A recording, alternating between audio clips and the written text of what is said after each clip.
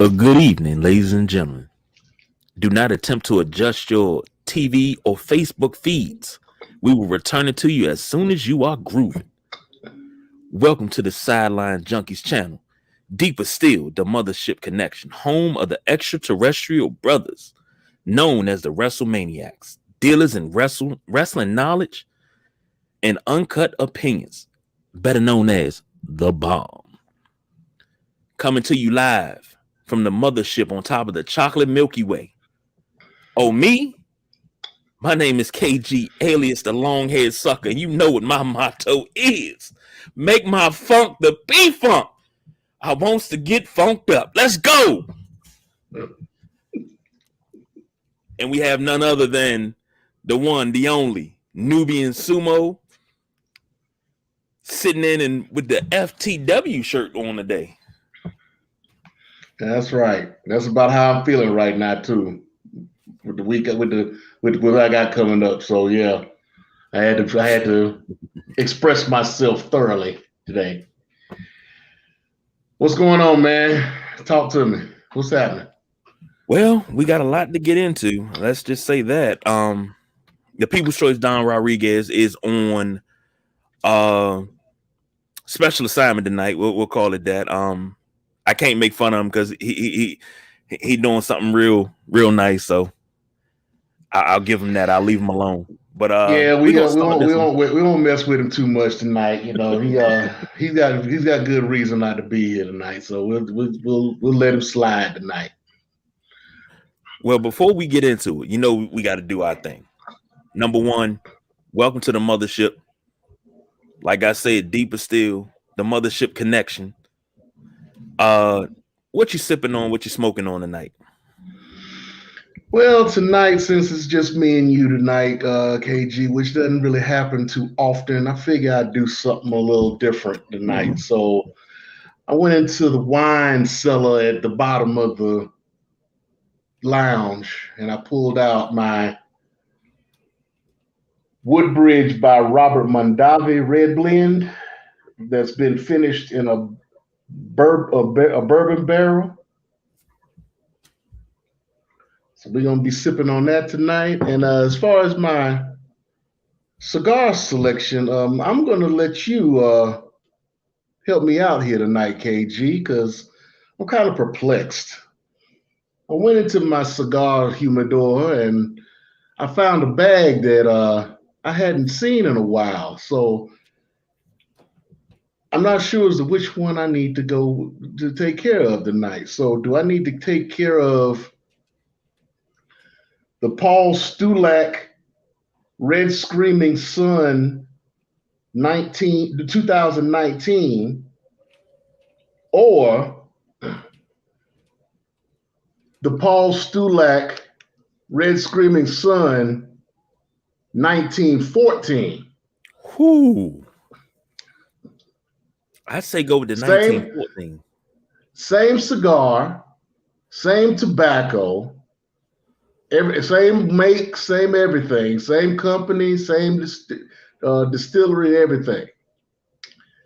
One of them was made in 14. One of them was the remake in 19.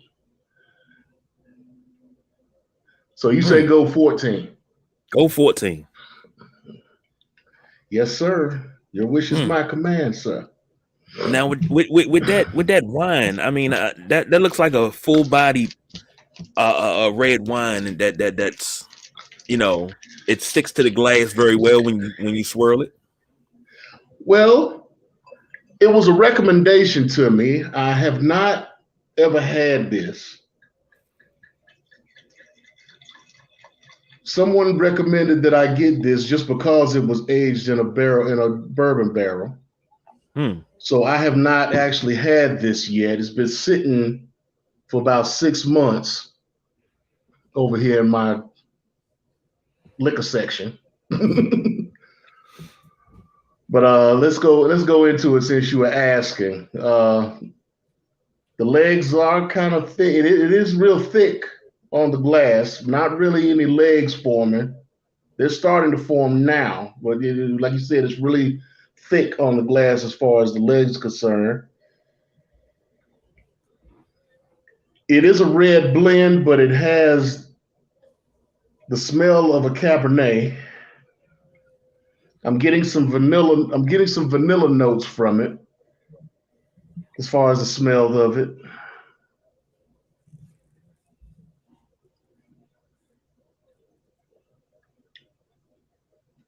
Not as thick as it seems as far as the palate is concerned. Very clean. I am getting some bourbon notes out of it. So it was in there for at least maybe 6 months, I would say, because it's not really strong. It's not really real strong, overpowering bourbon flavor to it, but I can taste the bourbon. Um, but yeah, this is nice. This is very nice, and I would recommend it, especially being that it's like an $8 bottle. Well, damn. See, you get a little bit of everything when you come here to Sideline Junkies, especially on the Saturday night Wrestlemaniacs. You get a little cigar talk, you get some wine talk. We hook you up. We make sure you're good. Just remember that. We make sure you're all right. Yeah, we're not one trick ponies over here. You know, we're very eclectic. You know, multifaceted, multiversed. You know, ambidextrous and all that good shit. You know, you know, we got some culture to us and shit. Well, yeah, that is true. Now, speaking of culture, AEW. AEW striking it big with Revolution and Dynamite. The People's Choice Don Rodriguez to put everything together. And I gotta say, AEW has been striking it big for quite some time, and it's only a matter of time before all of their pay-per-views start to trump WWE's. So your thoughts on AEW? They definitely did this time. I tell you that.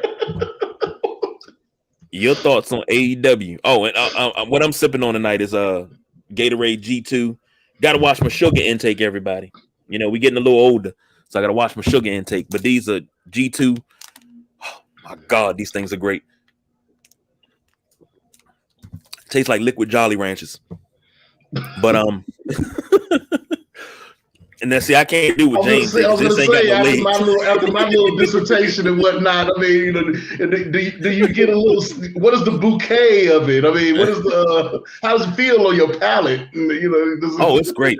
It tastes like liquid Jolly Ranchers. Not a whole lot of sugar. The sugar's not overpowering, and it's not like aspartame. It doesn't give me a migraine off the break. So, you know, it's G2, but it puts back the electrolytes. Our law is working hard today.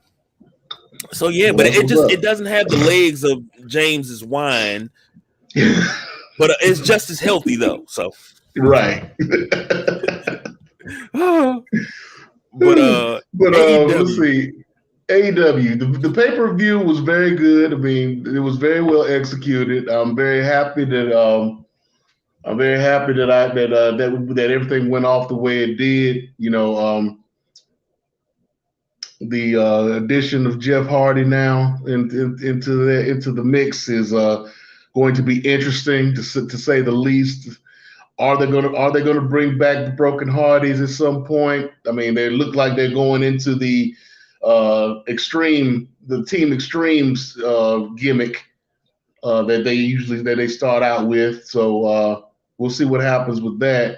Don was mentioning in our private chat the other day that he mentioned that they had bought the rights to the Team Extreme theme. But I found out recently in an article that I read that actually that's one of those. Actually, we could use the Hardys theme because it's not really something that WWE owned. As a matter of fact, there's some commercials on Spike and on Vice that have been using that music. So it's like one of those generic type themes that people can use for like commercials or whatever they want to use it for. So now WWE does own No More Words, the No More Words interest music for Jeff Hardy. Jeff Hardy does own the TNT and the Impact theme music, theme songs that he came out to when he was with those companies as well. So he owns those. So he can get access to those if he needs to change a character or make a tweak to whatever he's doing. But because and they do own obsolete. They do own the obsolete music that they were using during the Broken Hearties. So that's something that you could be looking for, maybe the return of the Broken Hearties at some point. Um, but yeah, I mean, other than that, I mean, very well done pay per view. They got some other stuff that's coming up, and we'll see what happens with them going forward. Oh yeah, definitely. Big ups to Big E, and praying for him. Luckily, it didn't with Big E. It didn't. It wasn't as bad as everybody thought it was going to be at first. They said it was like a fracture of his C1 and C6 vertebrae. There was no actual break, so that he doesn't need surgery. He'll just have to go through some rehab, and so he'll probably be out for at least 6 months, maybe a year, or somewhere in between. We'll see how that goes. It'll be interesting to see if they decide to bring back Xavier Woods, or if they're going to let Kofi go on another singles run and see what happens there. But yeah, we'll just have to find out what's going on. But yeah, big ups to Big E and what he and speedy recovery to him. Most definitely, most definitely. Uh, AEW. Now, speaking of the Hardys theme song, when Team Extreme theme song, I heard that back in 98. My mother used to get all these the wrestling tapes, like the Stone Cold wrestling tape. I had both Rock early wrestling tape, VHS, and I heard it in that. I had oh man, what was it? It was the history of WrestleMania from 1 to 14, and you would hear that the Highway Games tape, things like that. You would hear that song periodically, and it never clicked until I saw the Hardys. And I was like, I know that song from somewhere. Where do I know it from? And it's used in a lot of WWF/WWE videos. Mm-hmm. It's used a lot. That song is used an awful lot. Whoever wrote that and composed that, I hope they're getting paid off how much of that song is being used. Yeah, because like you said, it's been used outside of wrestling too. So yeah, that song is real popular. And I think it only got more popular once they started using it for the Hardys because it was so recognizable. And then and just because you hear that music on a commercial or whatnot, you like oh wait a minute, hold on, it's almost like Pavlov's dog. You hear the music and then you just immediately drawn to whatever that is attached to. So yeah. Yeah. So, in your opinion, and I know we got to talk about a little WWE tonight, but in your opinion, AEW with Dynamite Revolution, do you think they have? I'm not going to say eclipse. Do you think AEW has caught up, being the new kids on the block? You think they've caught up to WWE, who is the old dog? But do you think they have caught up to them to run stride for stride with them with a weekly show and pay-per-views? Well, I think they're doing a good job in what they're doing, and they're getting a lot of help from WWE because WWE isn't putting out the best product. So yeah, I think they are getting to the point to where they can put up a good fight against WWE at this point. So I mean,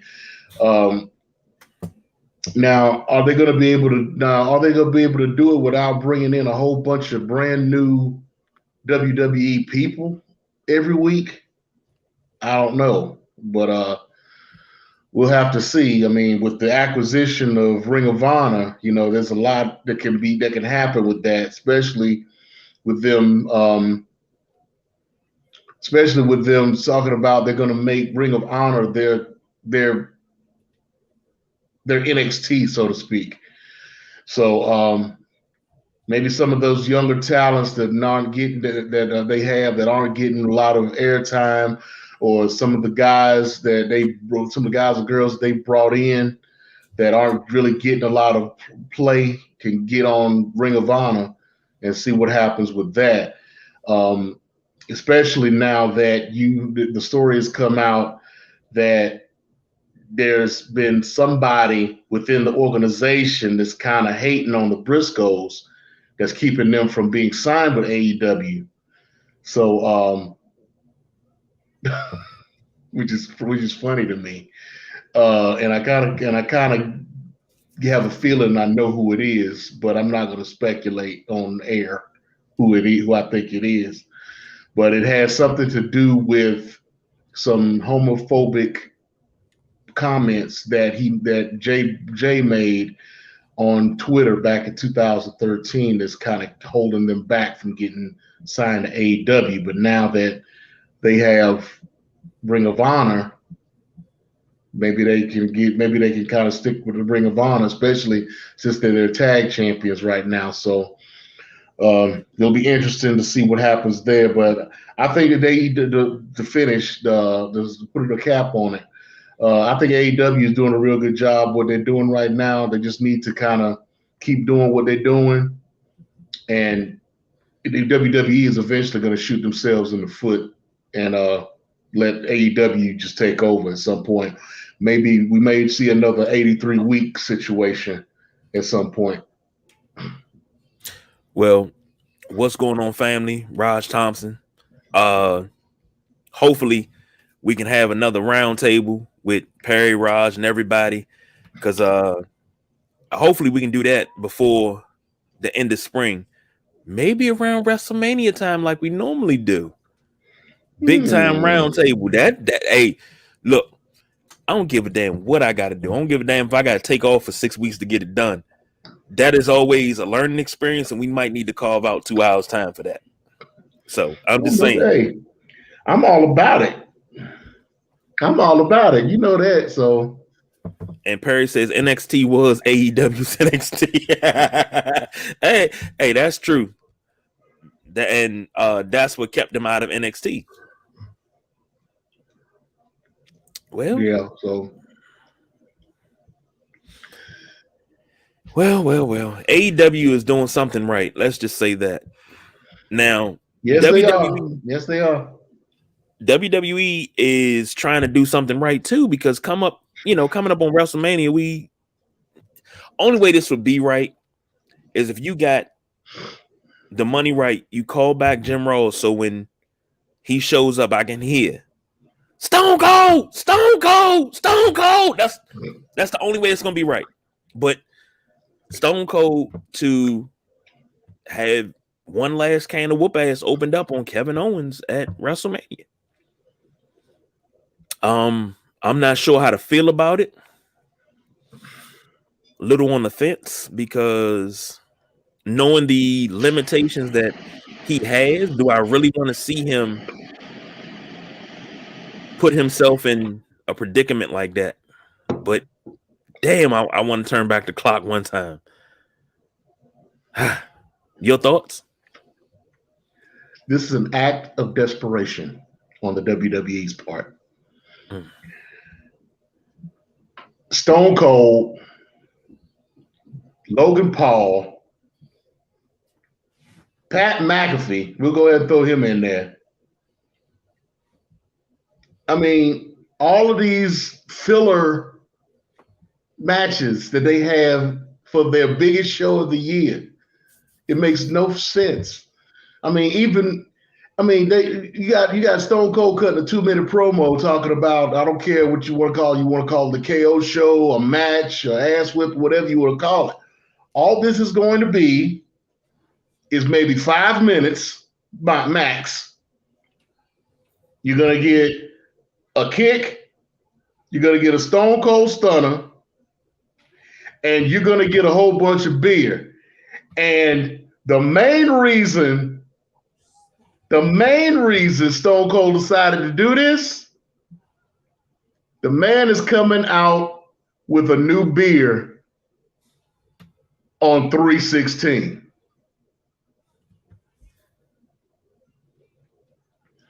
The El Segundo Broken Skull American Lager comes out on March 16th. So he's got a product to push. That's why he signed on to this. That's why he signed on to this. And I'm already in the mix of looking for it so I can have it on the show. I've already had the IPA on the show. So as soon as I get the American Lager, that'll be on here too. So yeah, I'm already looking to get that. I got my bootlegger on it right now. Well, Perry says nailed it, Sumo, and Raj says the new beer. I didn't know anything about that, so yeah, hey, it makes sense though. But every time somebody has a new product to push, if you notice, they always get a spot on the main stage. Yeah, I mean, what you have a connection. You have a connection to something like the WWE, knowing that you can come back at any time that you feel like it. It's not like Vince is going to say, no. Hell no. What you want to come back here for? No. It's not like I'm going to sell some T-shirts or I'm going to get buy rates or nothing like that. I ain't gonna let you on my show just to push a new product for you. And call The Rock and tell him he can't promote his new movie on my show, on my TV. Come on, man, get out of here. John Cena the same way. I mean, yeah, you gonna put them in a position because you both benefit from it. Well, so, speaking of The Rock, we got a new season of Young Rock coming up, and I can't wait for that. I'm not sure I think I might be on my own with that. I might be the only one watching that. Yeah, you are. Oh, you don't like Young Rock? I can't say I don't like it. I've never watched it. So it's hilarious. I'm not really interested in watching it. So I haven't really watched an episode of it. Now, speaking of The Rock, did you notice that during the Madison Square Garden show that Roman Reigns used the rock bottom on Brock Lesnar on the stairs in the ring? Did you notice that call out? Yeah.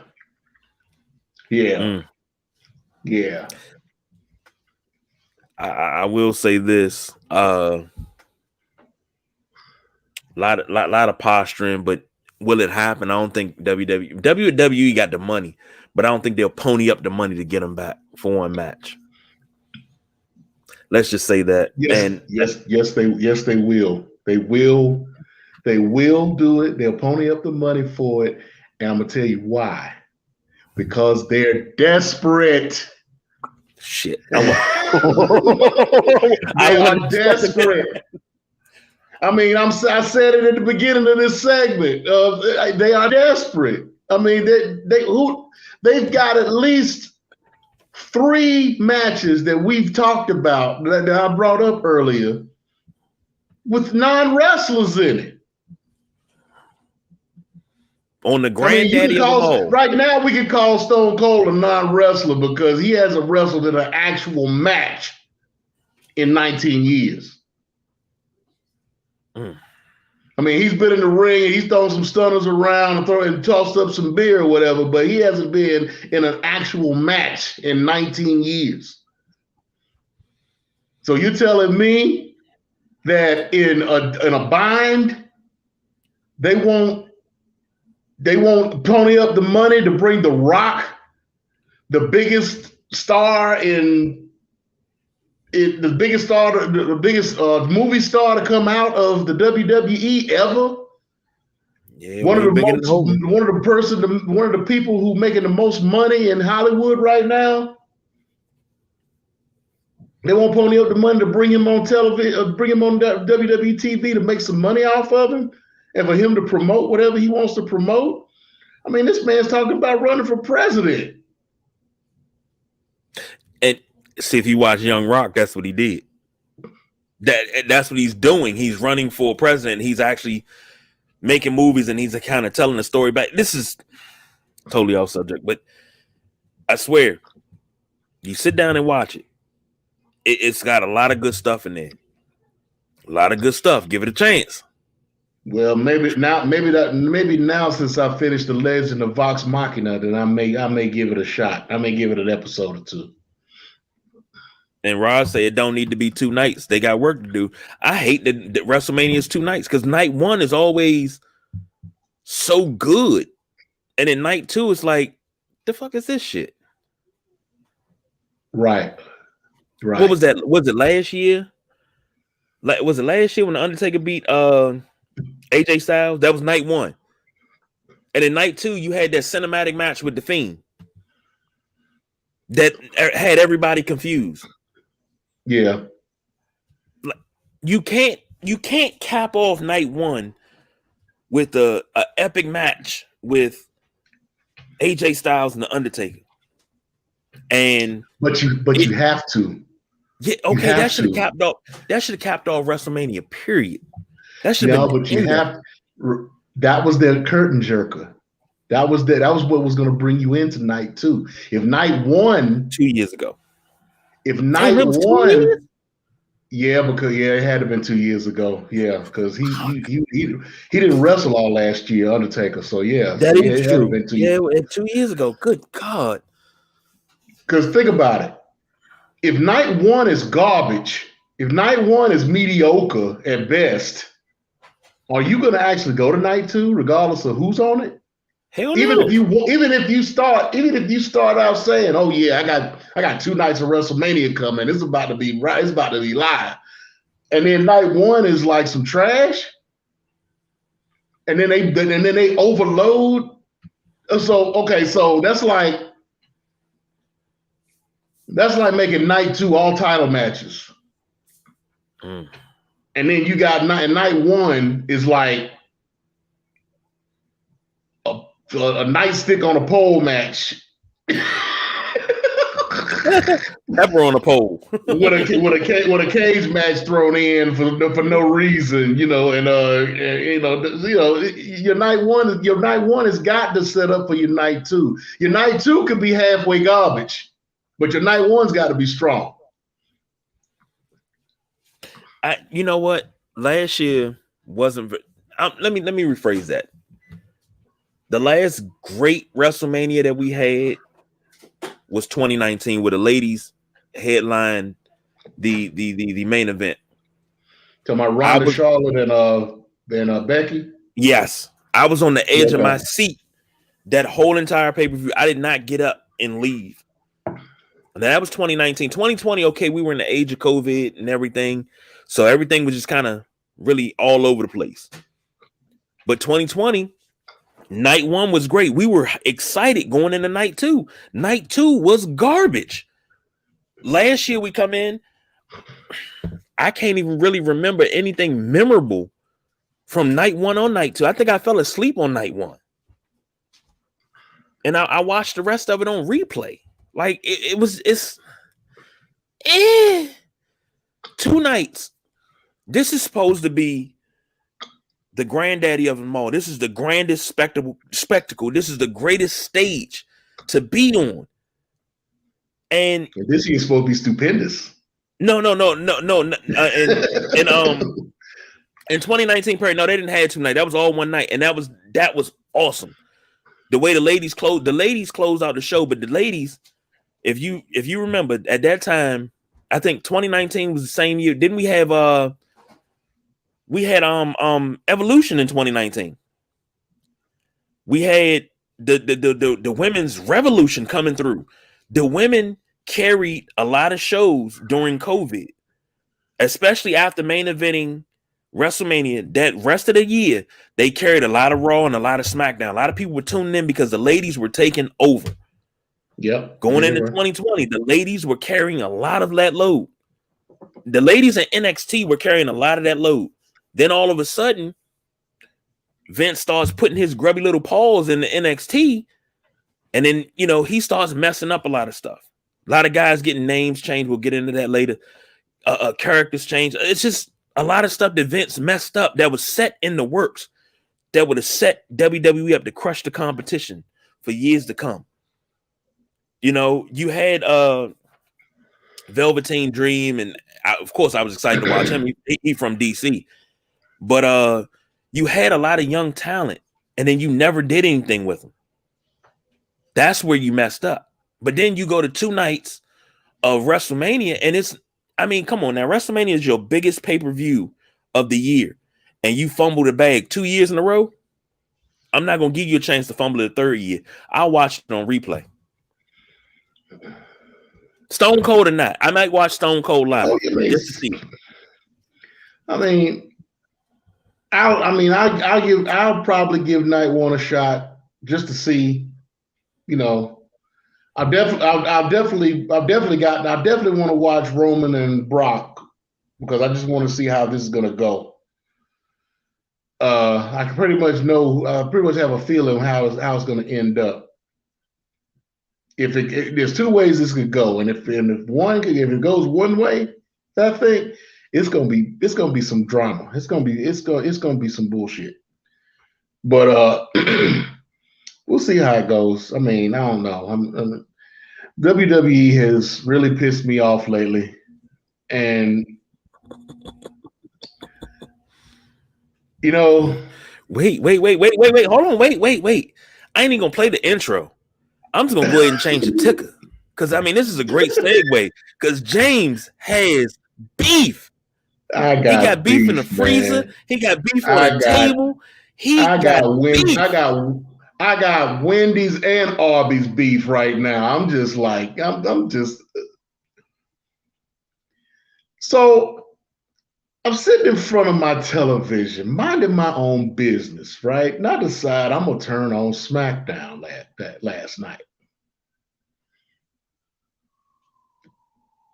I get through Brock Lesnar's, the opening with Brock Lesnar and Paul Heyman and whatnot. And Paul Heyman can run fast as hell for his size. That motherfucker got some quickness. He got some speed on him.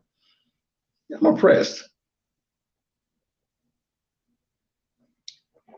But then they bring out Ridge Holland and Sheamus. And they talk about how they've got somebody that is like-minded like them and is ready for the fight night. And they bring out Butch. And Butch is Pete fucking Dunne. They changed the man's name to Butch. When I was 5 years old, I had a Doberman Pinscher named Butch. Okay, that's the first thing that came to my mind. I hadn't thought about Butch in decades, okay? Butch.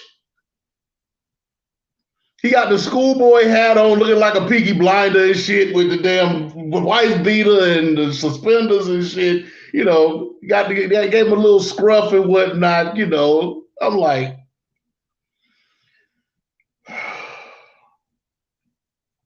I think my tirade was what, like 2 minutes on our Telegram?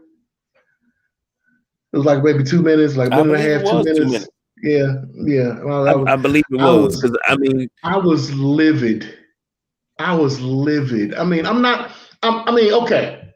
After thinking about it a little bit, I'm like this. Okay. Maybe he thought, kind of like future security for himself. I don't want to give them my name as to trademark my name, and I'm not able to pick it back up in case I need to go back to the Indies. Okay, so I let them give me a name, and at least it puts me on Raw. At least it puts me on SmackDown. It puts me on TV. It puts me on the main roster. Okay, cool. That's your choice. I mean, I get it. I wish they'd have given you a bigger name or you'd have fought for a better name, but Butch Gets you where it gets you in the door. Okay. Then I tried to think. I was like, okay, so how many? And I'm thinking about the NXT era, like the end of FCW, like right at the beginning of FCW, all the way up to the present. I'm trying to think of wrestlers who came in with their independent name and kept it all the way through their WWE run into the main roster without any trademark issues. I mean, you automatically think of Samoa Joe, you think of Adam Cole. At first I was thinking of a lot of mass wrestlers for some reason, but a lot of those guys had some of those guys had multiple names coming up and they just picked up a name like Kalisto started out as Samurai del Sol, which is the name that he's using now, but he got to WWE and became Kalisto. I don't know if that was a name that he used to use or if that's a name that WWE gave him. Then you had Mystico, who came in and became Sin Cara.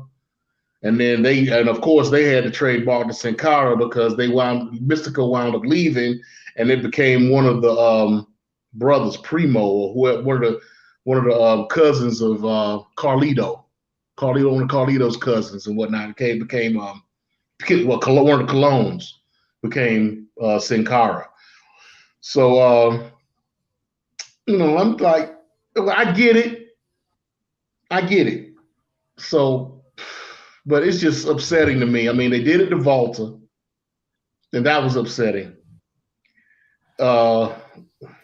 It just upset. It just pisses me off how they just take these people with these established characters, these established gimmicks, and they just try to switch them up once they get to the main roster. What was the problem? You didn't have the trademark issue in NXT. Why does it become a problem once you get to the main roster? It wasn't like he wasn't selling T-shirts in NXT. It's not like he didn't have merch on WWE shop while he was in NXT. So what's the problem? Why can't that man keep his name and go into? Why can't he be Pete Dunne hanging out with Sheamus and Ridge Holland? Seems like a control issue. I mean, I still haven't gotten over the fact that they screwed over the Dudleys, but WWE bought the Dudley name when they bought ECW. They could have given them that trademark on the way out. They could have, but they chose not to. Paul Heyman said when the deal first went down, they asked him, it's like, so what about our names? Are we going to get our trademarks? Don't worry about it. I got you. And of course, he didn't. So, I mean, it just hurts me the way they do people like that. I mean, it's just ridiculous. Think about this. Remember when the Viking Raiders came up and everybody pitched a bitch about them being called the Viking Raiders? Oh, we don't want to call them the War Raiders because we don't advocate for war and this. But you called them the War Raiders for how long? That's what everybody knew them as. Everybody knew Keith Lee as Keith Lee. You wanted to change him to Bearcat Lee, but you didn't want him to pay homage to the original Bearcat. It's so much. I want to say politics, but it's not even politics. It's just stupidity, in my opinion. Yeah. I mean, it's vexing to say the least. I mean, even Taz. I'm wearing Taz's shirt right now. Taz got to WWE after the sale of ECW, and they added a Z to his name. Now I don't know if that was him or not, but I mean, because I think he's got the trademark on Taz, T-A-Z. But I heard it was to not get into a fight with Warner Brothers over the Tasmanian Devil. but I don't think it had anything to do with that. No, I don't think it had anything to do with that. Because the Tasmanian Devil is known as the Tasmanian Devil now. It was, of course you said Taz, but plus I that's don't think they trademarked Taz. That's TAS and Taz is TAZ. Right. So now he was wrestling at one time as the Tasmaniac, which is where the name Taz came from. It was just a shortening of the name. But I don't see where the confusion would be as far as. But then again, people talk about trademarks and whatnot. They got a WWF with the Panda. Yeah, and what So that went on for 10 years. Yeah, that went on for a that good went while. On for 10 years, and then all of a sudden they relented. He talked about that with Pat McAfee on that interview. I don't think he should have ever gave that up. Oh, we want people to donate to the World Wildlife Fund. We don't want them to go see wrestling when they put in WWF.com. Then change your shit. Like, bruh. I always thought that was a dumb move, but then do you think that there would be an attitude era without that change being made? Well, the attitude era has started when WWF. It did, but it didn't really build until after they took the F out. I think they went soft after they took the F out, because then you started calling it entertainment. And I get it. I mean, I've always referred to wrestling to people that don't understand. I don't understand how you watch that. Okay, I don't understand how you watch Ratchet Reality. I don't understand how you watch soap operas, because this is a storyline for men. This is something that I can get into.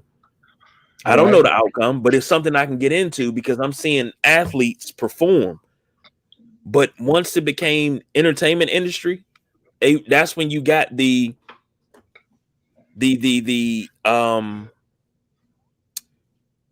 PG era and ruthless aggression. And Perry says WWE was post attitude. Yeah, because it was WWF for the longest. Then now all the WWF footage that they show, you notice that they blur out WWF, right? Oh yeah, they got to. So, and Perry came through with some with an update. Jordan Grace is on GCW right now. Grace versus Alley Catch. Oh, wait a minute. I'm not. Oh, wait. Okay. Well, I'm gonna have to check out that replay. That's interesting. Especially since Gresham has been wrestling GCW a little bit too. So, yeah, he's defended the Ring of Honor title in GCW a couple of times, and he does have a show coming up in Atlanta here soon. So, at the end of the month. So, let me throw this at you.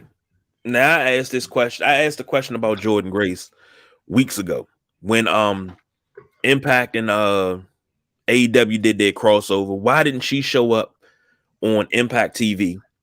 Because she would destroy that whole entire roster.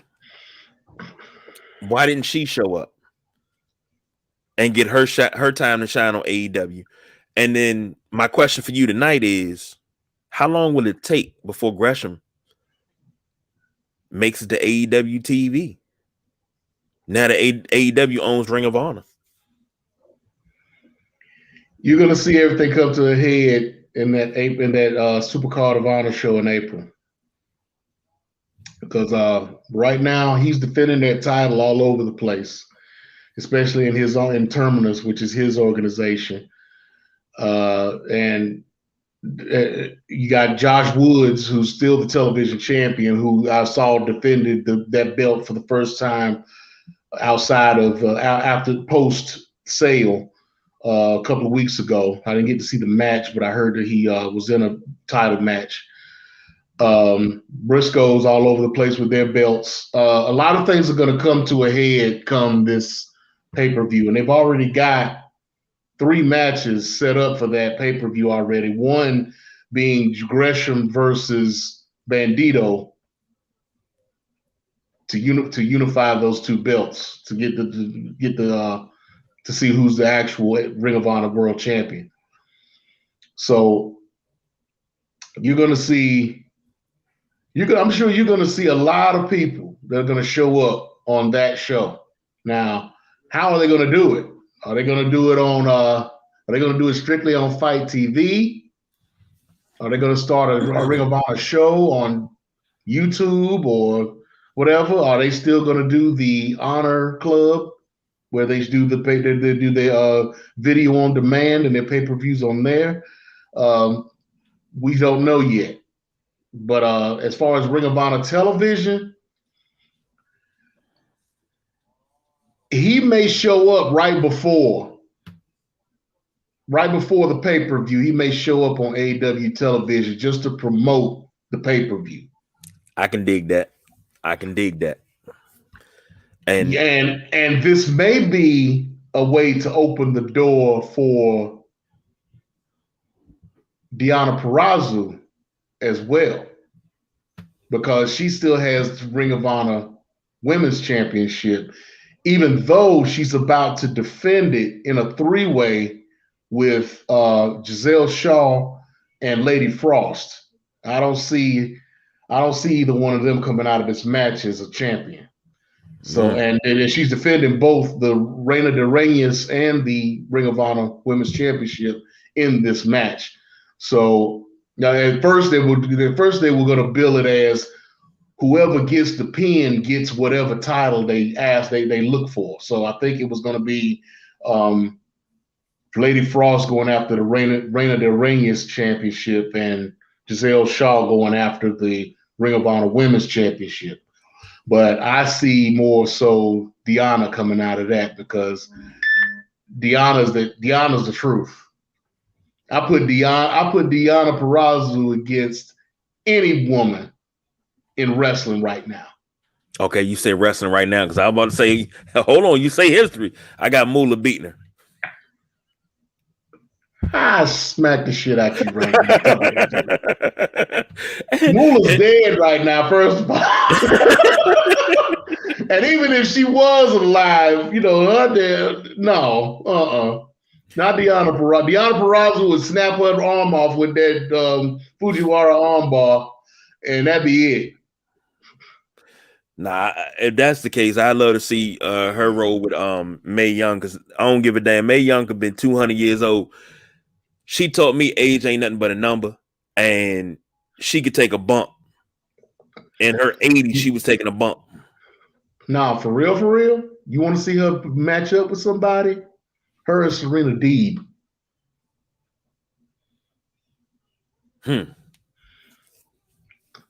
You get you some tech. You get you a group of women technicians,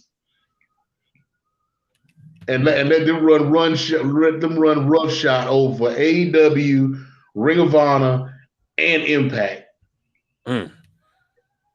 Okay. And Perry say they in the A tonight, and Gresham's on the night show. Catch Penn Grace. I'm not feeling that. Yeah. GCW is at center stage tonight. They are at center stage tonight. So the old where they used to do the old NWA and WCW shows back in Atlanta, the studio shows, that's where they are tonight. So yeah. And Perry says Deonna Purrazzo, best female wrestler over the past 2 years. Yes, I will give that to her. Yep, I sure will. Okay. I mean, I can't argue with it. I mean, she ain't no Bianca Belair, but I don't know. I don't know. I don't know. What do I know? Bianca wouldn't be able to hang with Deonna. Not yet. Not ever. She's going to be Bianca would have to leave WWE and develop some type of other style, because the WWE style that she has right now would not hang with Deonna Purrazzo. Okay, I'll take your word for it. I will take your word for it.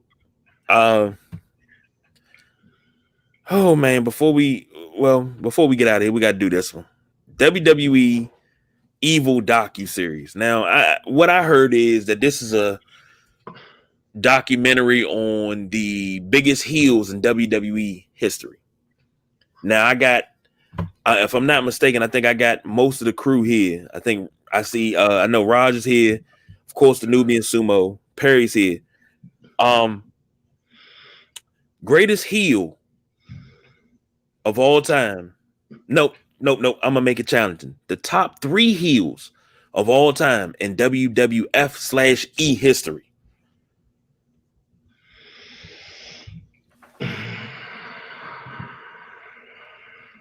Top 3 heels. Top 3. Okay, well, I got to include WWF too. Okay. I Okay, would so I'm gonna have expect to you go to. back a little. I'm gonna have to go back a little bit. So first, in no particular order, Nature Boy Buddy Rogers, Roddy Piper,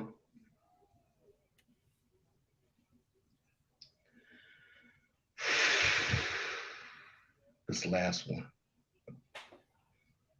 Oh man.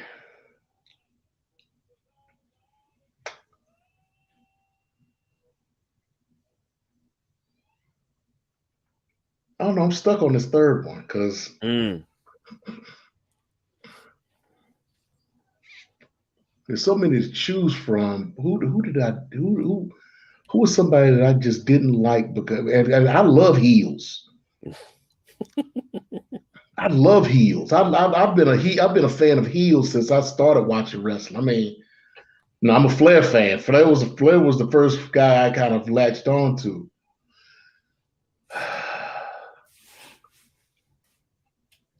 I want to say Jake Roberts, but Jake Roberts went face for a while after Mm-hmm. he got religion and whatnot. So I really don't. I want to say Jake Roberts, but I'll give him an honorable mention. Vince Piper Hart. Which Hart? Which Hart? Brett?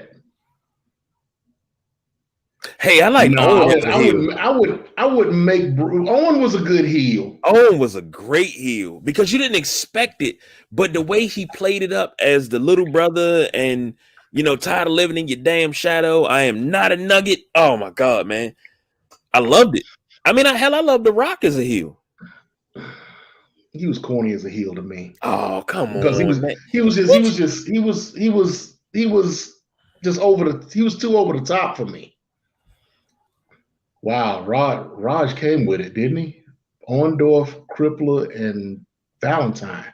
mm. Now see, you gonna have to y'all gonna have to help me out with Ray Crippler Stevens. Help me out with that one. Ray the Crippler Stevens was a guy who was based. He started out in the AWA. He was he's a legend going back to like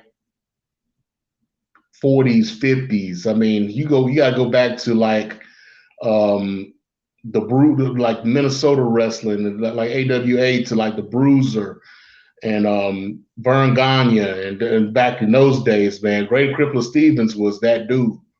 He was nobody to be he was nobody to be messed with. I mean, and he did come into the WWF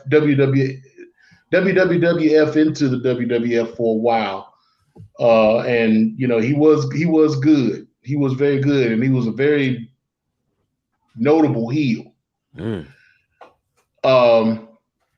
Okay, so here are my three. Here's what my three are gonna be. Okay, Nature Boy Buddy Rogers, Roddy Piper, and because they call him the greatest heel in WWE history, I'll say Vince.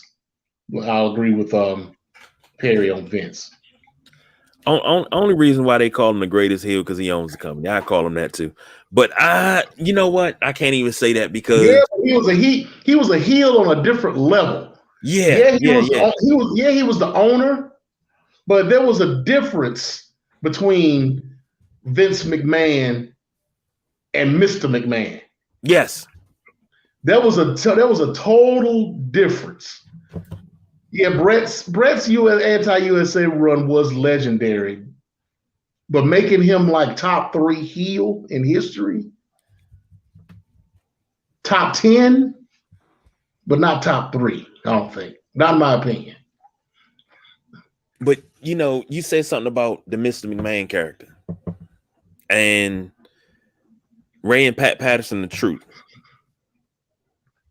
See, Yeah, Ray Stevens and Pat Patterson. Yeah, because they were actually a tag team together. Yeah.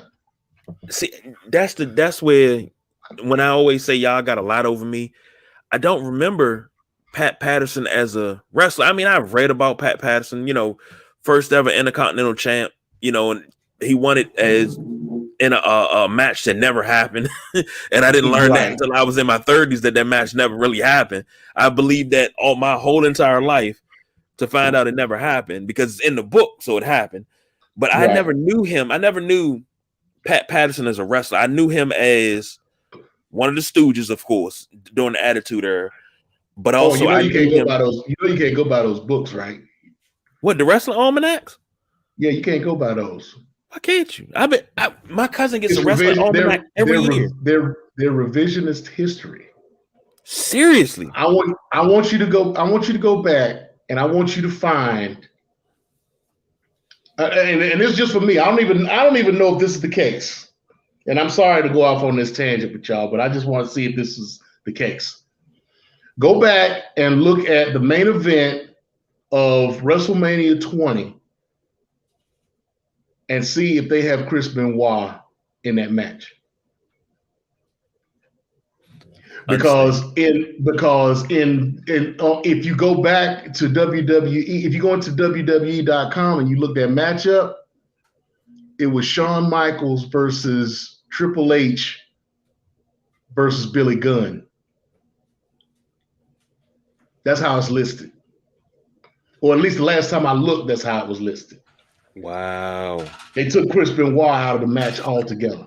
But he was actually But that's the night he won the match, and him and Eddie were in the right. ring together. That was I, that was I yeah, remember that that. was that night. That was that night. So as last time I looked, and last time I was told about it, they had taken Benoit's name out and put Billy Gunn's name in his place. I forget who does it. I want to say it's PWI that does that Wrestling Almanac. But every year they put out an almanac, and the year before they add the stuff to it. But it has the lineage of every championship ever created in all of it's not just WWE, it's all of wrestling. Every championship, they have every lineage, and it's updated. Who won the championship, when they won it, who they defeated, everything. Well, if it's PWI, then I'll go by that. Yeah, I Okay, think but that's. I want to say that's what it if is. it's WWE, if it's a Oh, no. WWE almanac, Mm-mm. then yeah, that would be questionable. Mm-mm. No, I don't read. I used to enjoy WWE the magazine, which I wish they never stopped making. But no, this is an almanac for all of wrestling, indies, everything. Because that's how I learned about. This had to be about 2004, 2004, 5. I was working at Marlow, and my cousin used to bring the book in. He would have it beside the computer. So we had downtimes. We would sit there and, you run quizzes. Okay. And then we started getting in the Ring of Honor. That's when I learned about Samoa Joe and CM Punk. That's when I started learning about them and their wars in Ring of Honor. And I was like, yeah, them some rough dudes. But man. Okay, before we get back to the WWE Evil documentary, because I hadn't heard anything about this, and I want you to tell me more about it. And you said you had a list of folks that were going to be on the show, so I can kind of get a gauge as to what they're doing. I got a trivia question for you. Okay. Okay, you saw in the pay-per-view for AEW that they changed the women's championship belt. No. They have a brand new women's title. It's not that pointed oval anymore. It's a more classic looking belt that they have now. It's beautiful. It's a beautiful belt. Now, since you haven't seen it, you might want to look it up. But what I was going to ask you, and I'll go ahead and throw this to Raj and to Perry, while you looking it up if you want to. That's the new WWE women's belt. The new AEW belt. AEW. Okay. Britt Baker has, yes. She has a brand new belt.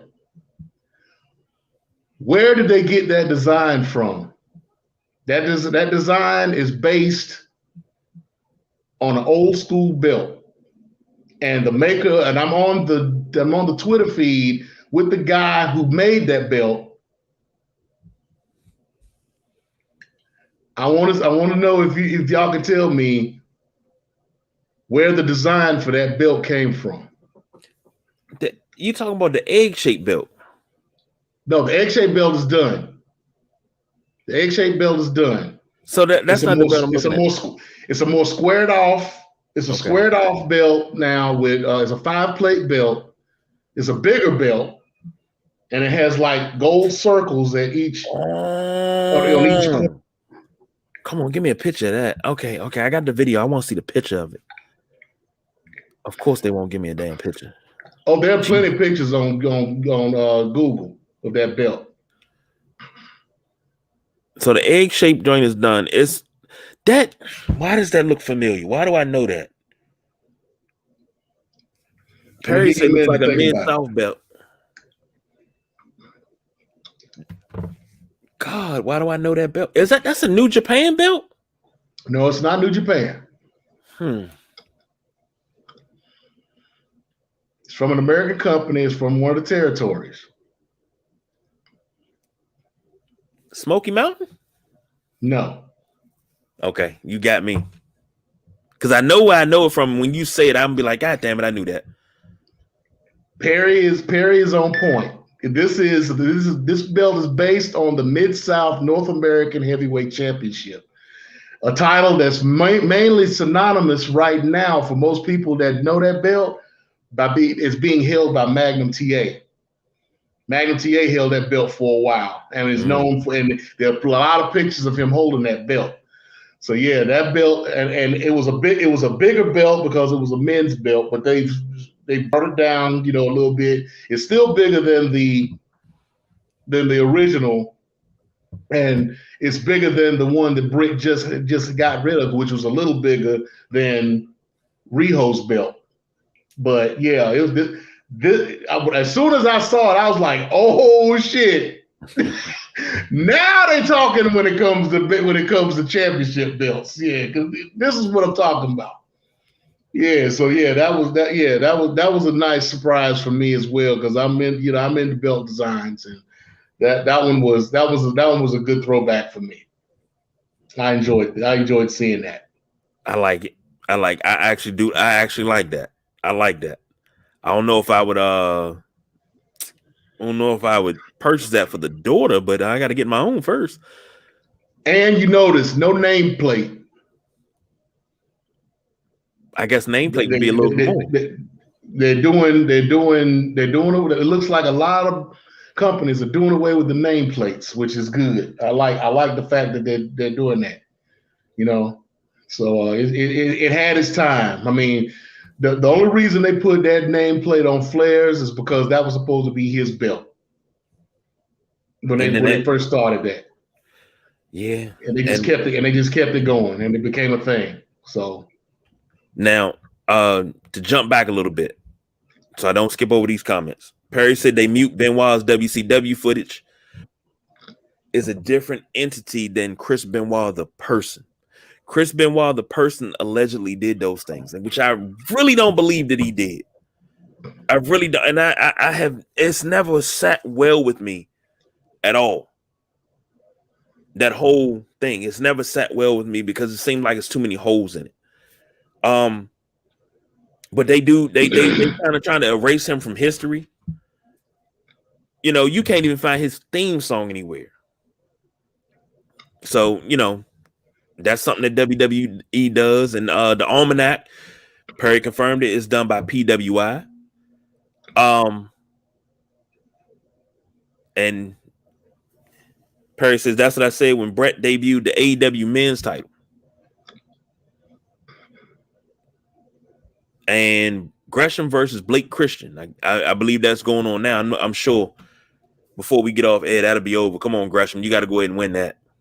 Oh, no worries about that. Blake Christian is a former 205 Live wrestler.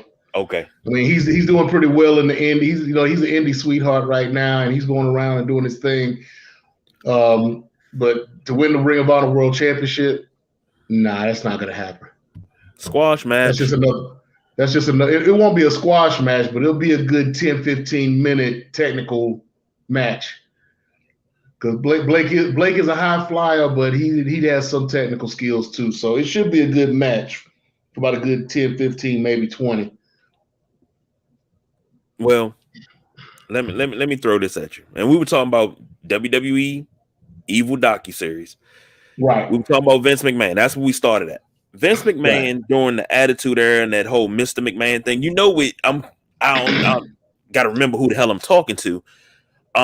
Everybody knows, well, everybody should know where he cultivated that character of Mr. McMahon. Before it showed up on TV, and what was that? Tennessee with Jerry Lawler. Mm-hmm. They would do house shows there, and that's where the Mr. McMahon character took hold, and he shaped it. Wrestling with Jerry Lawler. Once you've seen it, I mean, it's synonymous with the Attitude Era, especially when they were trying to figure out who this person was. When Stephanie kept getting kidnapped by the ministry, and it turned out to be Vince. Like that was a real oh shit moment for me. And Perry says he did it in Memphis in 93, 94. Yeah, it was early. Okay, so you're talking about what was it? It wasn't the powers that be. It was what was it called? What was he called himself? When he had the shroud on and nobody knew who it was, and he came into the ring and he had the shroud on and he pulled it. It was me all along. They were calling him something else. It wasn't the powers that be because that was WCW. But right. I can't even remember. Okay, well I've said that to say this. Who was that originally supposed to be? Perry said the higher power. The higher power, right? Who was that? Who was originally slated to be the higher power? Who?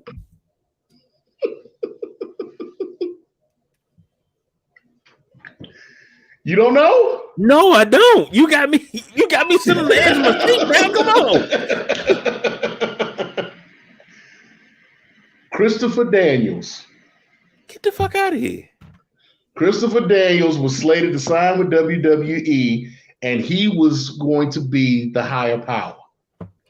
But something happened with the contract negotiation, and it didn't work out, and he wound up sticking around with Impact.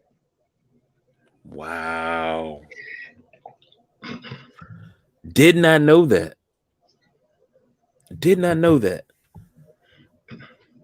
But I mean, Vince McMahon as a heel, he was a thorn in Stone Cold's side, especially during that, the battle for the WWF Championship at the time.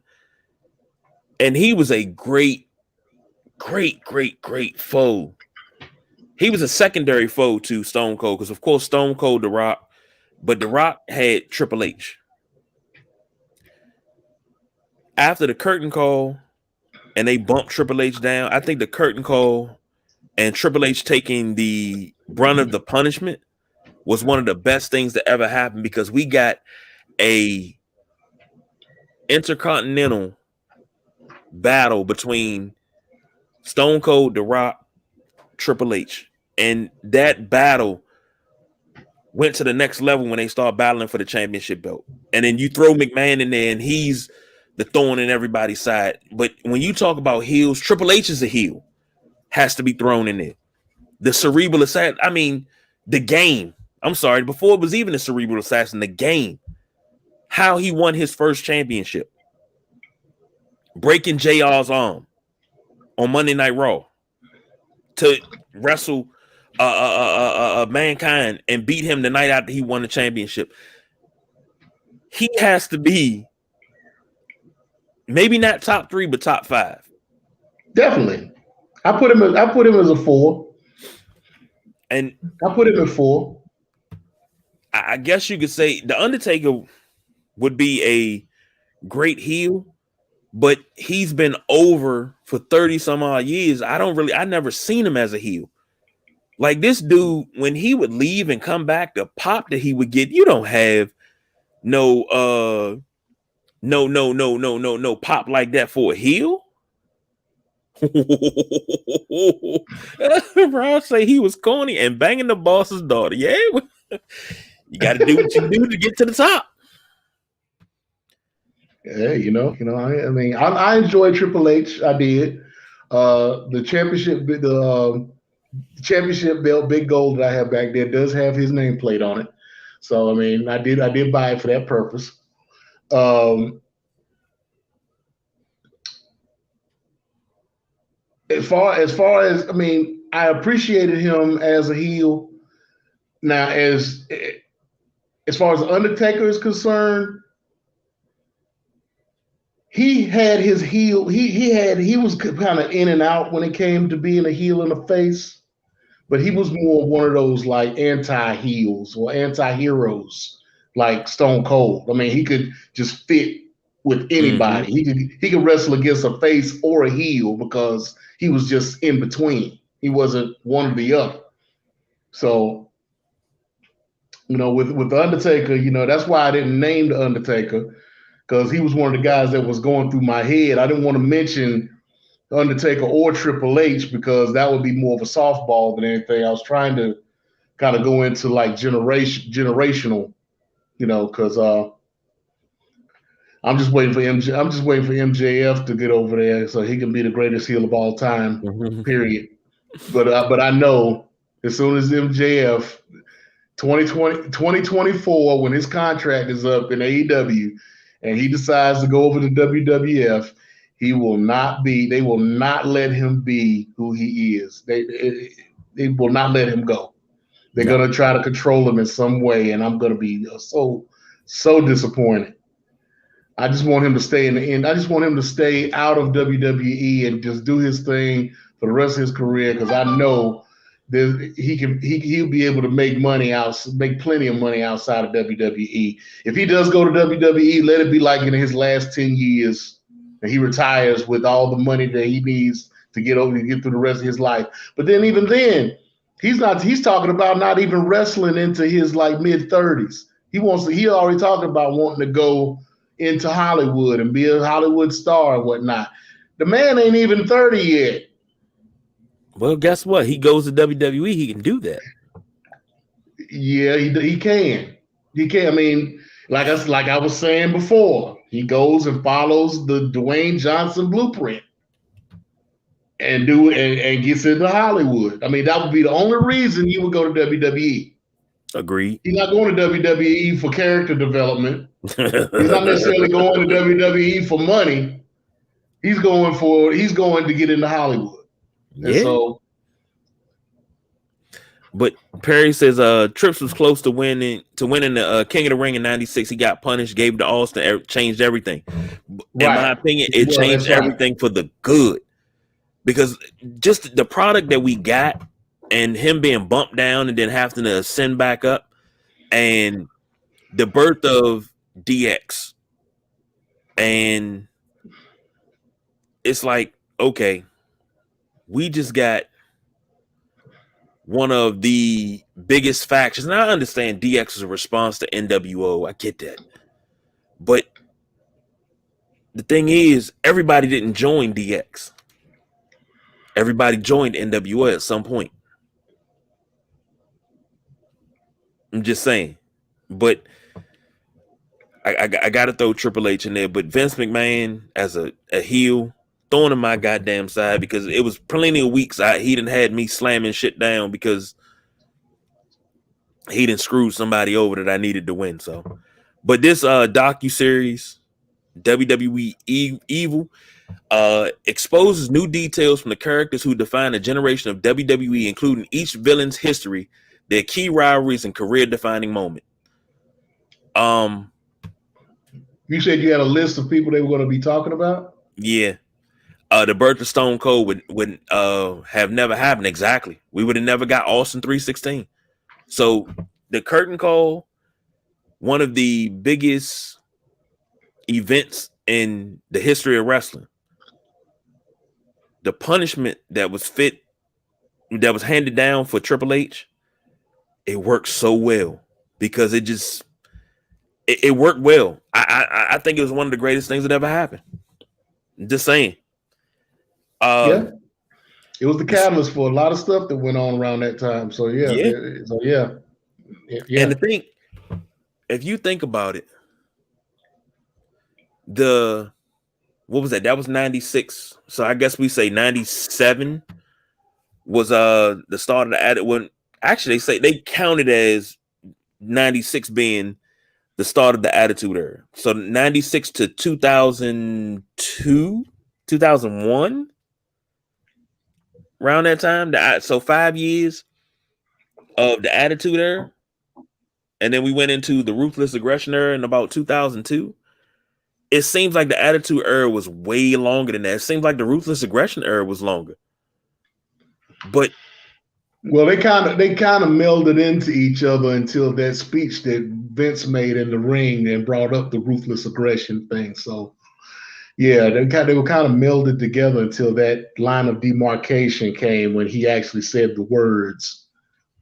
And then not too long after that, you had John Cena come in and wrestle Kurt Angle. Mm-hmm. And that kind of kicked off everything.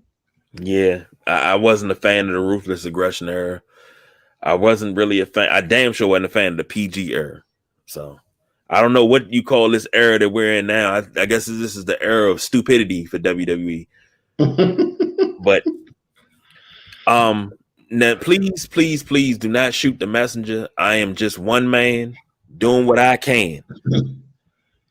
This is the list of superstars featured in WWE Evil. Episode 1. I don't like the way that you started that. And okay, so Hollywood Hulk Hogan as a heel. Okay, you already started to piss me off. Go ahead. and Perry says 96 to 2001, Attitude effectively ended after the invasion. Yeah, I agree. It's like nothing was the same. It's like after the invasion, it was like your girlfriend left you, and you was just like, you woke up singing the OJs. What am I waiting for? The invasion was a flop anyway. But it felt the whole invasion angle was a flop from the beginning. It felt empty. Well, it was empty because look at what you had. I mean, you had all of these. You had every wrestler that you actually wanted to see come over to WWE with these guaranteed contracts. That they're like, okay, well, I can sit home and make more money than I can wrestling with WWE. Why would I give this contract up? They got to honor it. So who did they get rid of? They got rid of Sting, Hall, Nash, Sting, Goldberg, Hogan for a while. But Hall and Nash wound up coming over anyway. So did Hogan. That was after the contract. That was after the contract ended. Because remember, they brung the WWE, the NWO in. I got to inject poison into my own creation. Right, but that was all after the contracts ended. The contracts ended, then they re-signed with WWE and brought in the NWO. So that's what that was. Those Time Warner contracts was some bullshit, and they were all catalysts of the of Hall and Nash, because when they first got to WCW, signed those contracts. And what is it? What is I was saying? I was using it a lot. The favored nations clause. Mm-hmm. You know what the favored nations clause is? I'm not sure 100%. Explain that for me. Okay, so the favored nations clause that Hall and Nash used basically says, if I come into the company and I sign a contract, okay, my contract is for $100,000, right? KG comes in and he comes in and he signs a contract for $150,000. My favorite nations clause in my contract means that I get, not only do I match what KG gets automatically, but I get whatever the agreed amount is more than him. So if my favorite nations contract is 10%, then KG comes in at 150,000. My contract automatically goes to 165. And so the next person that comes in at 200,000, I get the same thing. Exactly. And it goes for every, and so they would actually go to their friends and be like, look, it's easy pickings over here. You might want to come over here and sign a contract. But when you sign the contract, just try to get this much money. And if they get it, the favored nations clause kicks in. And you always gonna make the money. They always stay the highest paid in the company. See if I can sign a contract like that in my job. Oh, definitely. Oh my God. Oh, whoa. Any contract I sign, I'm like, hey, I put a favored nations clause in that joint. That's it. And Perry says launching Shane's WCW in Seattle a week before the Raw in Atlanta took the legs out of the relaunch, which led to the invasion. That whole angle, you messed up a good thing. And I think, you know what? I think that's one of the reasons why The Rock left and never came back. No, it wasn't bad. It wasn't a bad start. I mean, for Shane to come out and says, yeah, the name on the contract says McMahon, but I own the company. That was good. I like that. That started.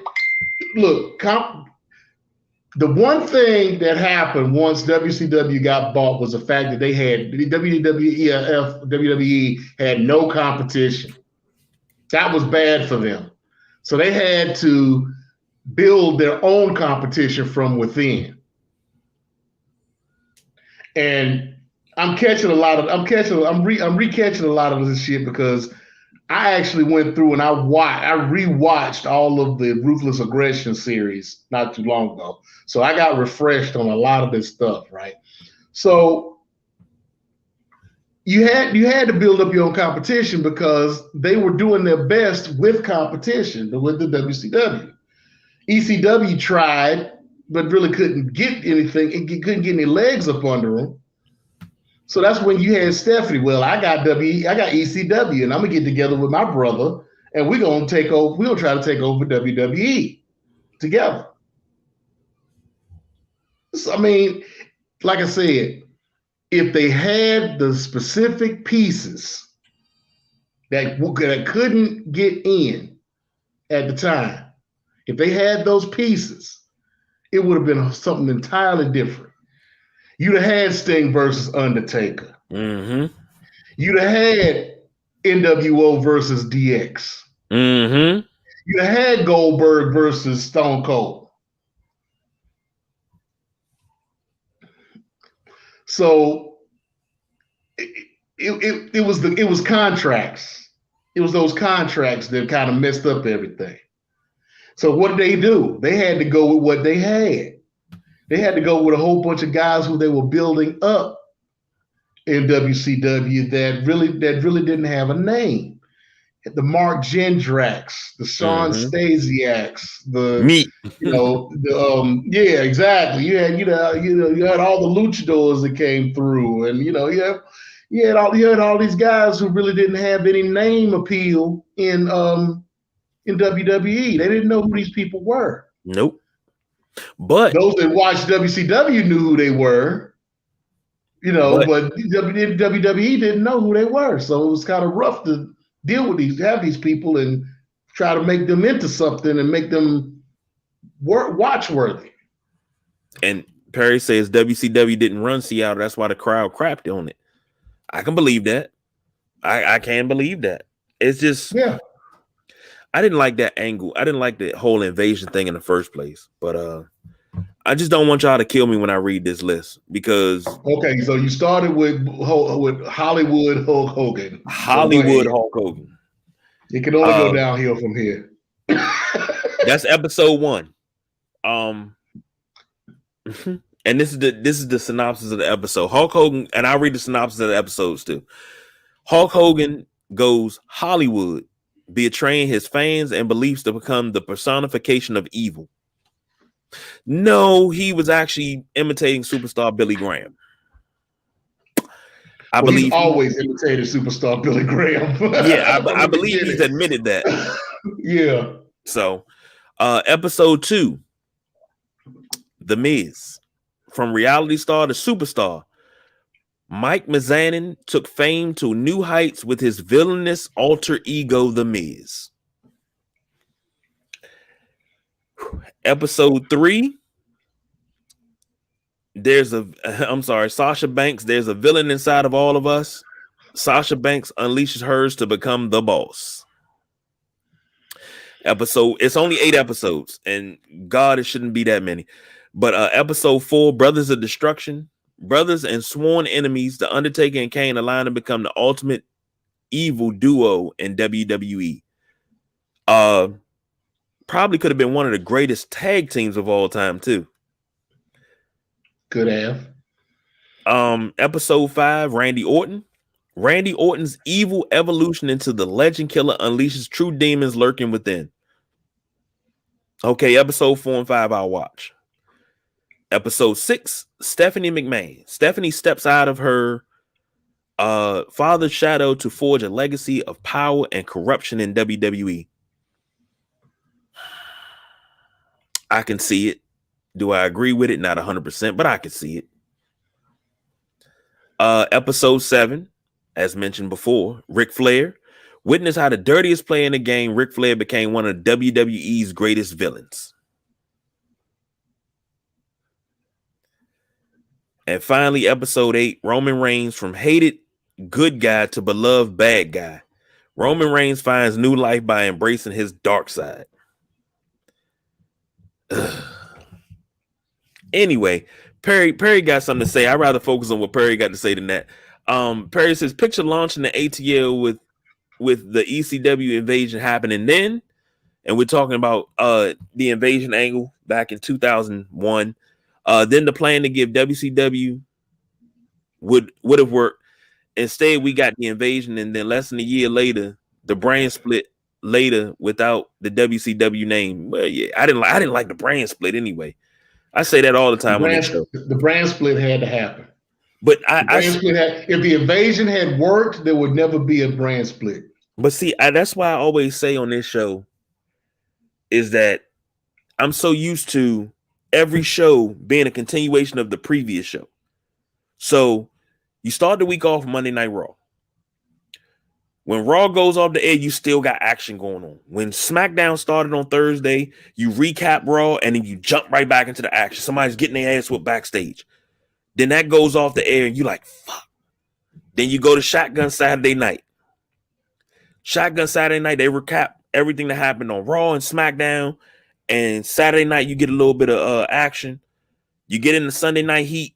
You get the recap from the winner, and then it's from the weekend, and then you start it all over again.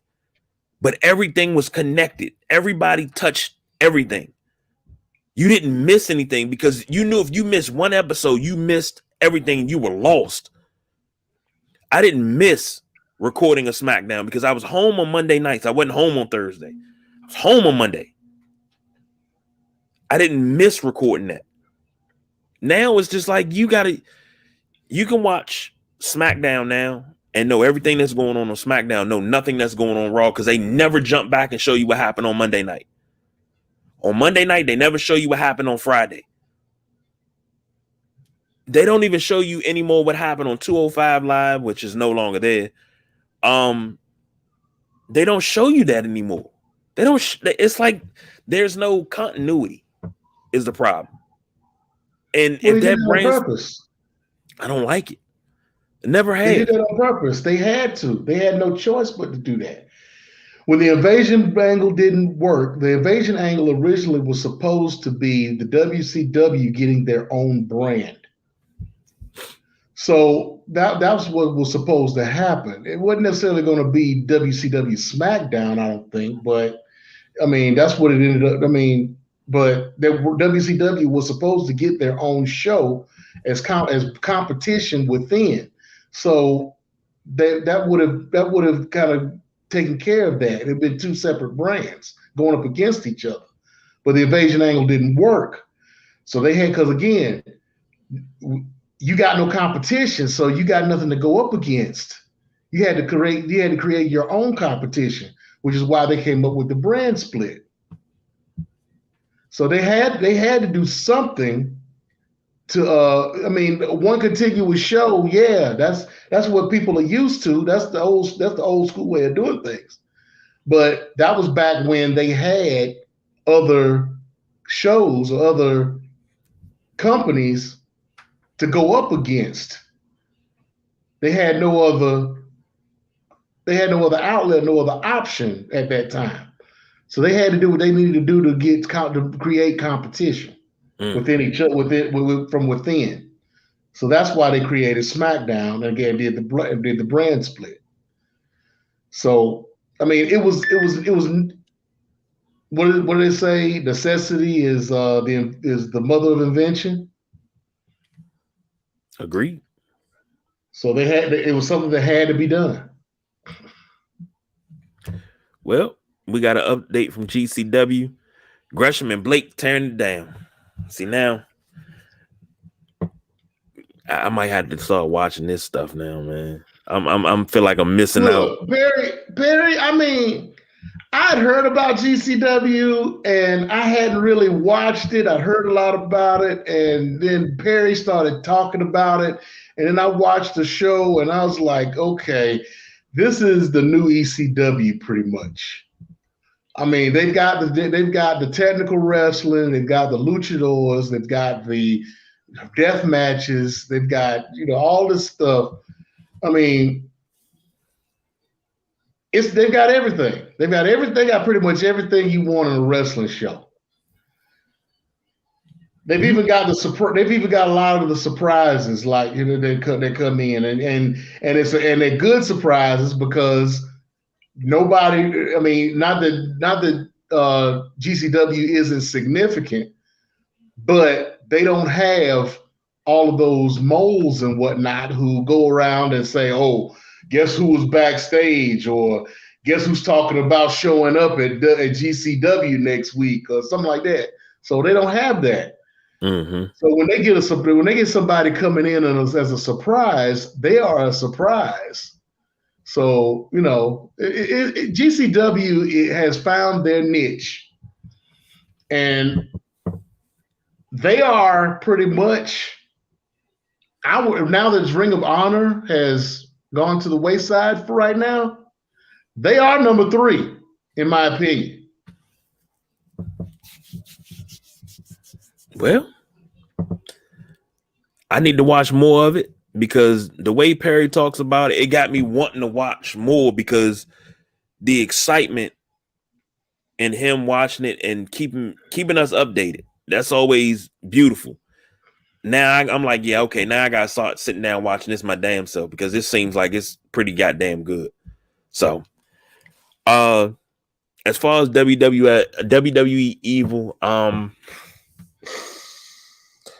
your I'll thoughts give it a before we get out try. here? I'll check out this Hollywood Hogan show and see what it's like, and I'll give it a shot. I'll see what it's about. I'll see what's going on. But it's not looking too like you said, it's not really looking too interesting until episode 4 Mm-hmm. with the Brothers of Destruction. So we'll see. We'll see. Okay. We came here, we did what we came to do.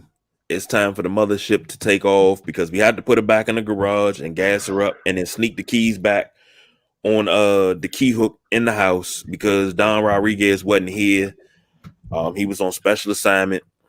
Yeah, we taking can't be care of we things. can't be running the mothership too long because the gas prices is high right now. I don't know. Woo. Man, high ain't the word. The gas prices in California is Cheech and Chong.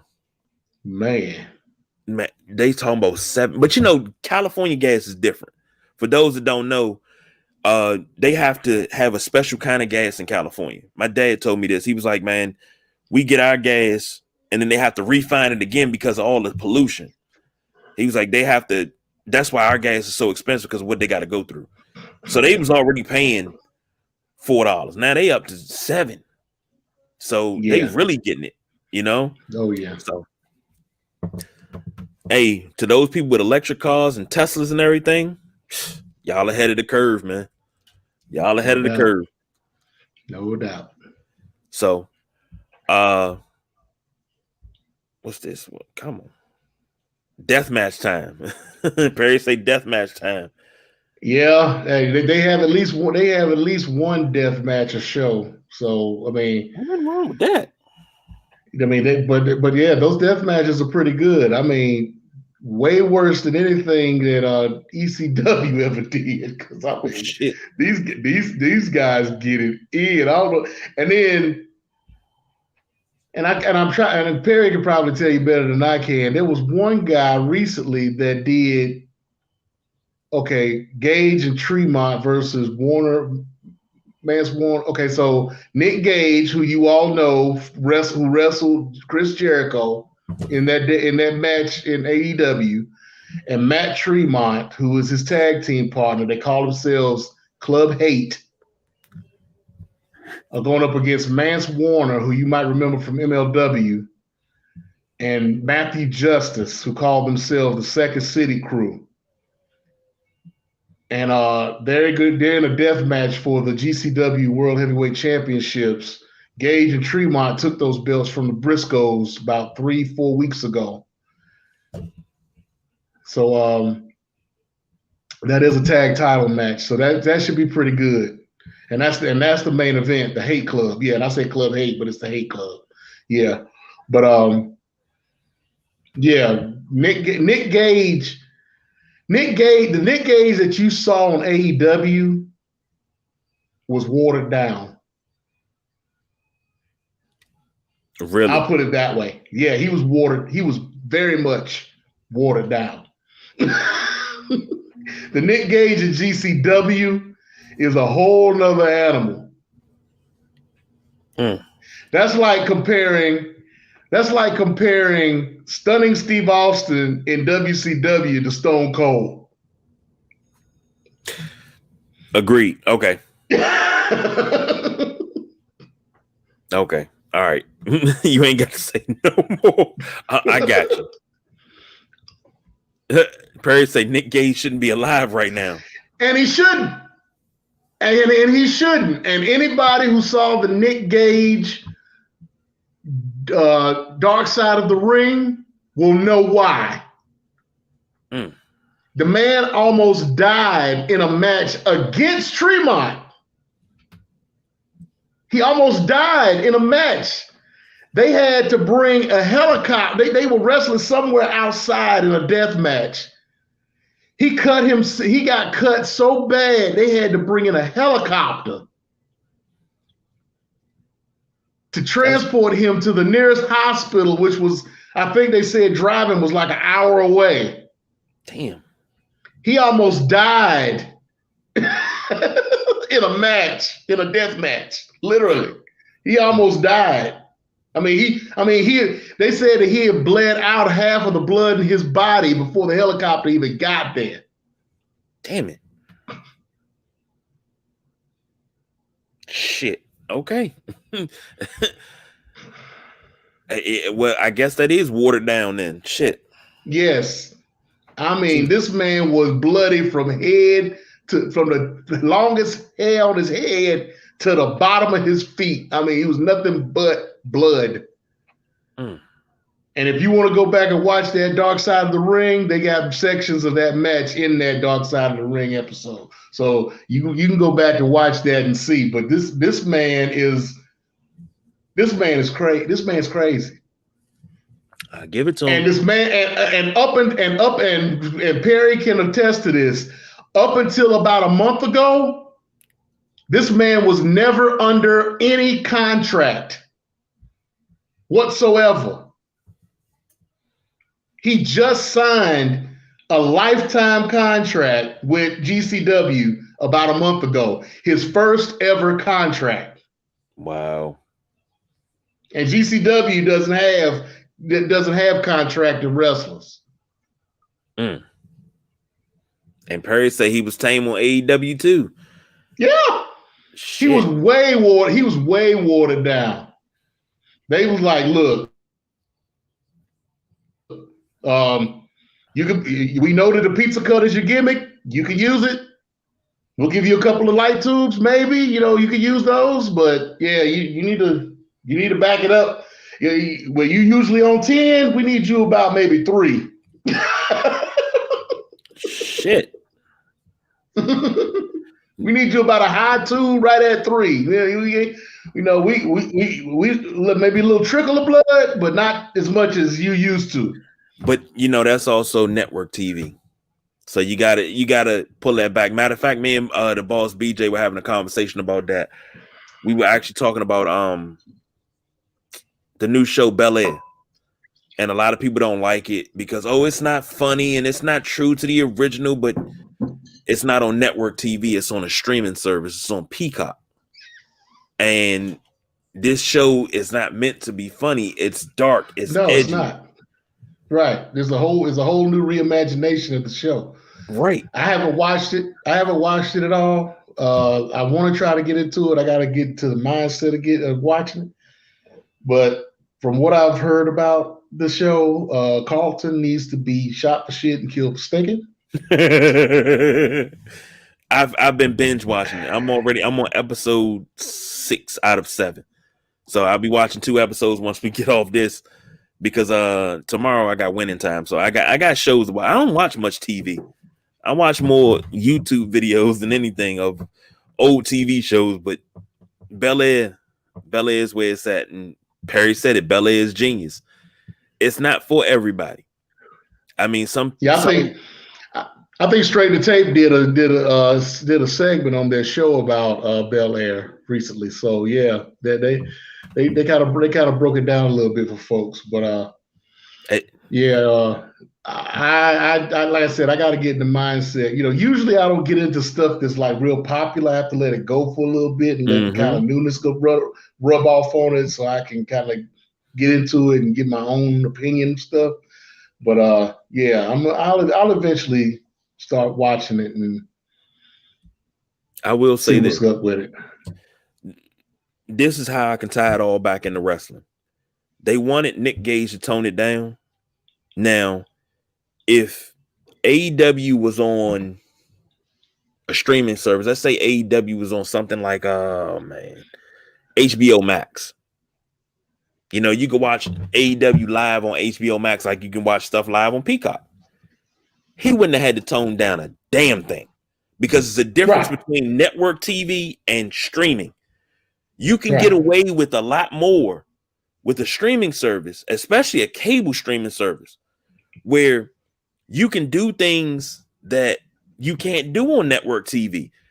And that's the same thing with Nick Gage. That's the same thing with Bel Air, and what's the show All the Queen's Men. Everybody was talking about the scene where old girl was getting back shots and he put her crown on and all that. You can't put that on BET. You gotta put that on BET Plus. You can't even put that on Skinamax. Like this is what it is. If you don't understand the limitations that you have on network TV, you'll never understand the game. What you can and can't do. We can't have the Attitude Era anymore, as bad as I would love to, but because of network TV, the restrictions, and the sensitive people that have, assholes, we can't have that. But if you put it on a streaming service, you can go a little bit further. You got a little bit more rope to say, all right, let me go out in this water a little bit. Now GCW is working on Perry say, dude, that scene was porno. Yes, it was. Yeah, Now, and I've never GCW watched is it. working on a streaming service. They are on Fight TV right now. And I'm All of sure their on Fight pay-per-views are on TV. Fight TV right now. I'm sure on Fight They TV don't they have a put it up with they everything. don't have like a television show. They don't have like a weekly show, but they do a lot of shows. They do film a lot of their shows that they do on their tours and whatnot, and put them on Fight TV. So you are able. They don't have anything like weekly, but when they do a show, they do like maybe they'll do like one or two shows in the city, and they'll put them on Fight TV, and then they'll move and they'll put that show on, and that like that. But it's nothing really weekly because they had like two shows back to back recently on 2 different days, and then with WrestleCon coming up, they're gonna have a whole bunch of different shows, different types of shows that they're gonna be doing that whole WrestleMania week, that WrestleCon week. So they'll have like and Perry could probably help with some of these. Effie's show, Effie's Big Fat something, and they have a show called For the Culture, which is an all black card. Then they'll have the Josh Barnett's Fight Club, where he does his thing. He has his shows. And then there's Joey Janela has his spring break show that he does. So it's going to be a whole bunch of shows that they do where they have certain wrestlers who run shows of their own within GCW. So AJ Gray does the For the Culture, and then Allie Katch, who he mentioned with Jordan Grace earlier, she has a show that's all women's card. And so they're going to have a lot of things going on WrestleCon weekend. So anybody that wants to get into GCW, that would be a good week to get into to catch them and get informed with who GCW really is, because that's and Nick Gage has his own all death match show. The whole card is nothing but death matches. It's blood and guts everywhere. Yeah, and I mean, how you're gonna get 5 or 6 different death matches in one show and keep you interested? That's just amazing in itself. So yeah, and plus they have like tournaments where they're all death match tournaments. Mm-hmm. I think they had that. I think it used to be called the King of the Death Matches back in the day. So, but yeah, it's crazy. It's GCW is a whole nother animal, and I would suggest. I thank Perry for turning me on to them and convincing me to start watching them. And I would suggest that anybody that gets the opportunity to watch them on Fight TV, go ahead and do so. Well, Perry said we'll talk WrestleCon, and he can do a preview next week. So Lord willing, the creek don't rise. We will have the Obi-Wan Kenobi of wrestling coming in and dropping some knowledge. Can't wait for that. That's already been put in the book, and that is written in pen. Long as don't nothing good happen, Like who we probably got a pay-per-view next week too. I'm sure we got some good wrestling next week, but Perry gonna be right here with us, and we'll be keeping up in live in real time with that. So damn.